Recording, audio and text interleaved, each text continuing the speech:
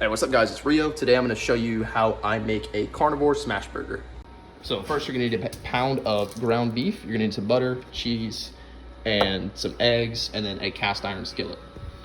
Now what I like doing is quartering this pound of beef, and then I'll roll it up into little balls.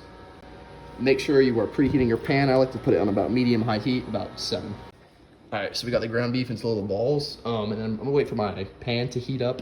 Once it's to a good temperature, I drop them in, and then I'll season the top of the balls, and then I'll squish them down with the spatula. Once you see that layer of smoke right there, it's really crisp and nice, we're gonna go ahead and drop these in.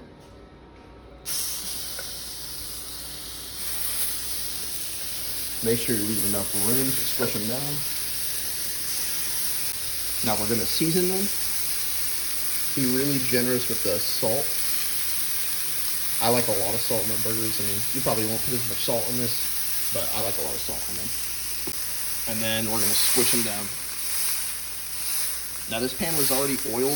It's a cast iron skillet, and I season it, which means just putting oil on it beforehand. If you're doing it on like a stainless steel skillet, you might wanna put some butter on it first. I'm gonna put butter on it later, or just some oil so the burgers don't stick to the pan. All right, got them nice and flat. I'm gonna go ahead and add a tablespoon of butter in. Drop the butter in. Now I like my burgers about medium rare, so as soon as I feel like they have a good sear on them, about 2 to 3 minutes, you want to go ahead and flip them. Now we're going to season the other side. I'm going to go ahead and put my cheese on top of it. And once you feel like the bottom is cooked enough to your liking, usually do about 2 to 3 minutes, I'm going to go ahead and stack my burgers. Just like so.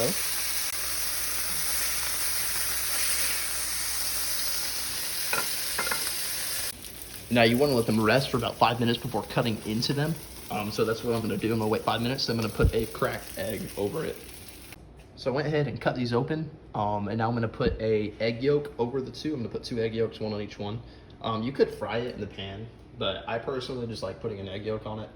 Just makes it a little easier to eat. So the way I do this with the egg, I'm not really sure if I can show it on camera, but I will sift the egg like through the shell. So I'll crack it, and I'll just keep on distributing the yolk like through the 2 halves of the shell. And that will like get rid of the whites, and then it will only leave you with the yolk. I'm actually gonna try and show you with the egg yolks how I do it. So you just wanna crack it, just like regular. And then you have the yolk. You let the whites drop, and you're just gonna keep passing the yolk through the 2 shells. And then I'll do the same thing with this one. Now here you have the burger. The top yolk kind of spilled on me. Doesn't look that good because the yolk spilled all over. I was able to get on top of this one a little bit, but as long as it goes in the same place, I guess, you know. Last thing, can't forget about the honey. We're just gonna put some honey on top of this burger. Don't knock it till you try it. I saw Paul Saladino do this. Thought it was crazy until I actually tried it. It's actually really good. So we're just gonna drizzle honey on top of everything. Really good stuff. And there you have it. Delicious carnivore meal.